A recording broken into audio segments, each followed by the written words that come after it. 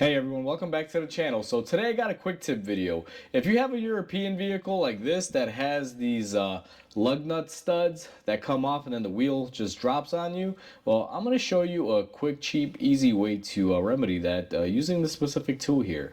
So before we go ahead and begin, if you haven't subscribed to the channel, hit the subscribe button down below. Definitely smash that like button because it helps the channel out. And with that said, let's go ahead and get started on today's video.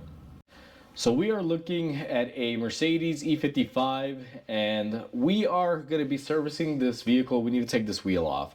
Now these European vehicles use what I call a lug nut bolt instead of a stud that you typically would find on most cars. Now most cars will have a stud, it supports the wheel and you basically put the wheel on top of it.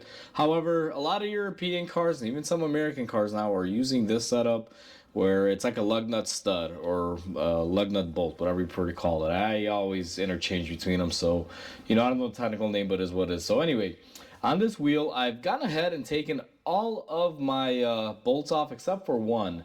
And on most Mercedes, you're gonna find this nifty little tool. Now this specific one I've had for years. I actually took it out of a junkyard Mercedes. I happened to go searching for some parts and I found it in the trunk and I was like, you know what?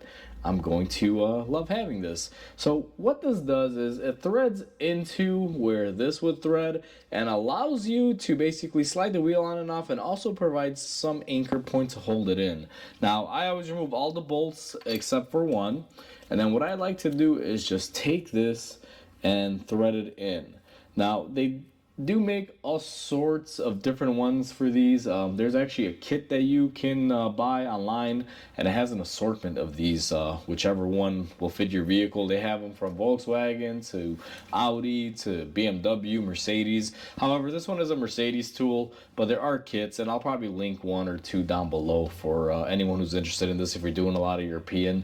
So now that we have this threaded in here and we're not locking it in, just go ahead till it basically has some friction and go ahead and take it off. Now we're gonna remove our last lug nut or stud, just like so, and you notice that the wheel is very loose. Now if we didn't have this here, we would be scrambling to try to save this wheel.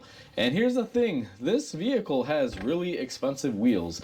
I definitely do not want to break them because the owner would probably get pretty pissed off if I were to scratch up his wheels. But since we have this there, even though this is loose, it's protected. And all we have to do is just come here and just lift up on our tire. And it's just as easy as that.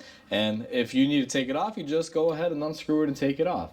But now that we took it off, I want to show everyone how easy it is to put the wheel back on. So all we're going to do is take this, we're going to line up our stud, line it up on our hub, and it's pretty much there. Not only will this help you if you have a rotor that's not bolted onto the hub face that likes to spin on you, but it'll basically help keep it up there. Now all I have to do is take my fasteners and go ahead and thread them in, and I should be good to go. Now even though it's going to be a little tedious, let me just grab one and let me show you how easy this is. So I got a 17 millimeter and I got one of the studs.